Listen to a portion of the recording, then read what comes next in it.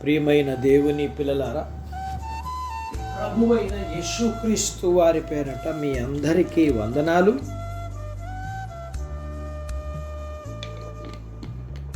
ప్రభువు పేరట మీ అందరికీ శుభములు, దీవెనలు కలుగునుగాక. ఈ ఉదయకాలం పరిశుద్ధ గ్రంథము నుండి దేవుని వాక్యాన్ని చదువుకుందాం. కీర్తన గ్రంథం 119వ కీర్తన 165వ వచనాన్ని చదువుకుందాం. నీ ధర్మశాస్త్రమును ప్రేమించు వారికి ఎంతో నెమ్మది కలదు. వారు తూలి తొట్టిల్లుటకు కారణమేమీ లేదు. దేవుడు తన మాటలు మనందరి కొరకు దీవించునుగాక. ఆమేన్. ప్రియమైన దేవుని పిల్లలారా, అవును, ఈ గొప్ప దేవుని వాక్యాన్ని ప్రేమిస్తే అది నీకు గొప్ప దేవుని నుండి గొప్ప సమాధానాన్ని తీసుకొస్తుంది. అంతేకాదు, అది నీకు గొప్ప భద్రతనిస్తుంది. దేవుని ధర్మశాస్త్రం అనే సమాజంలో మనం ఎప్పుడూ నివసించేలా చూసుకోగలిగితే ఈ ప్రపంచంలో ఎవ్వరూ ఇవ్వలేనంత విశ్రాంతిని అది మనకు అనుగ్రహిస్తుంది. పరిశుద్ధాత్మ దేవుడు వాక్యం ద్వారానే తన ఆదరణ మనకిస్తారు. మన ఆత్మలో భయంకరమైన తుఫాను లాంటి పరిస్థితులు అలముకున్నప్పుడు వాక్య ప్రభావంతోనే వాటిని నిమ్మలింపజేస్తాడు. దేవుని వాక్యం ఎవరినైతే సమృద్ధిగా నివసిస్తుందో వారికేది అడ్డు నిలవదు. అలాంటి వారు తమ శిలువను అనుదినం మోసుకుంటూ వెళ్తున్నా అది వారికి ఆనందంగా ఉంటుంది. అగ్ని వంటి మహాశ్రమలు కలిగిన ఏదో జరగకూడని జరిగినట్లుగా వారు ఆశ్చర్యపడరు. ఎందుకంటే అది వారినేమీ చేయలేదు. చాలామంది ధన సమృద్ధి కలిగి ఉన్నప్పుడు ఆత్మీయ మార్గంలో కుంటుపడతారు.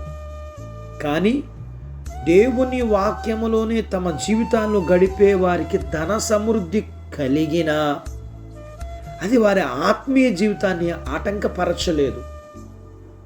ఇతరులను నలగగొట్టేటట్లు దుఃఖ బాధలేవి వారిని నలగగొట్టలేవు. వారు ఈ బాహ్య జీవితంలో సంభవిస్తున్న మార్పులకు అతీతంగా జీవిస్తారు. ప్రభువు వారు ఏదైనా గొప్ప విశ్వాస సంబంధమైన మర్మాలను వారు ముందు ఉంచినప్పుడు ఈ లోకస్తులైతే ఇది విపరీతంగా ఉంది, దీనిని ఎవరు వినగలరు అని అరుస్తారు.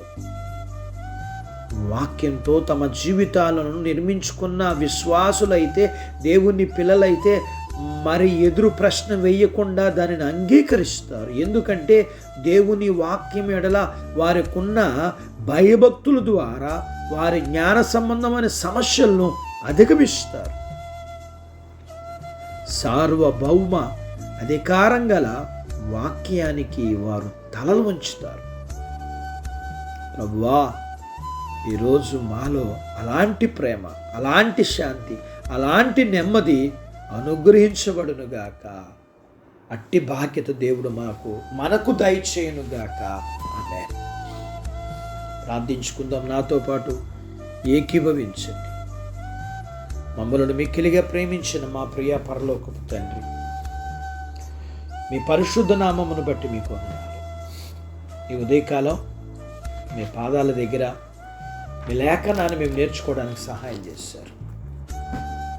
నేర్చుకున్న లేఖనపు సత్య ప్రకారం మీ వాక్యాన్ని ప్రేమించేవారుగా, మీరిచ్చే నెమ్మదిని పొందుకునేవారిగా, పడిపోని వారిగా, ఓడిపోని వారిగా, దిగజారిపోని వారిగా, స్థిరులుగా కదలని వారిగా ఉండగలగటానికి మీ వాక్యాన్ని మేము ప్రేమించి విని చదువుకుని గైకొని దాని ప్రకారం జీవించడానికి మీరే మాకు సహాయం చేయండి. మీ వాక్యం అనే బండ మీద మా జీవితాలు స్థిరంగా ఉండగలగటానికి, వాన వరద గాలి వచ్చినా పడిపోకుండా నిలబడగలగటానికి వాక్యాన్ని ప్రేమించేవారిగా ఆ గుంపులో మేము ఉండే బాధ్యత మాకు దయచేయండి. మాకంటే ముందుగా నడిచిన యొక్క ఇంత గొప్ప సాక్షి సమూహం మీరు మాకు మేఘం వలె మాకు ఉంచారు.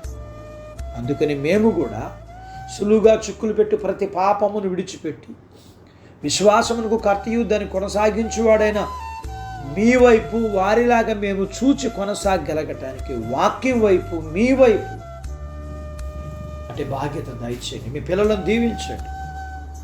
చిన్న బిడ్డలను, యవనస్తులను, వృద్ధులను, స్త్రీలను, పురుషులను దీవించండి. వారి చదువులు, ఆరోగ్యాలు, ఉద్యోగ ప్రయత్నాల్లో విజయాలు ఇవ్వండి. ఉద్యోగాలలో ప్రమోషన్స్ ఇవ్వండి. చేతి పనులు, వ్యాపారాలు, పొలాలు, పశువులను దీవించండి. వివాహాలు కాని వారికి అవ్వటానికి, గర్భఫలములు లేకున్న వారికి ఇవ్వమని, గర్భఫలములు కలిగిన వారికి సుఖమైన ప్రసూతి ఇవ్వమని, ప్రసూతైన తల్లి పిల్లలకు ఆరోగ్యాలు ఇవ్వమని, మీ పిల్లల అవసరాలు, సమస్యలు, బలహీనతలు, రుణాల నుంచి విడిపించమని, మీ పిల్లలను దీవించమని యేసు ప్రభు వారి పేరట స్తుతించి ప్రార్థించి అడిగినవన్నీ పొందుకుని ఉన్నాము తండ్రి. ఆమెన్. దేవుడు మిమ్మల్ని దీవించునుగాక. ఆమెన్.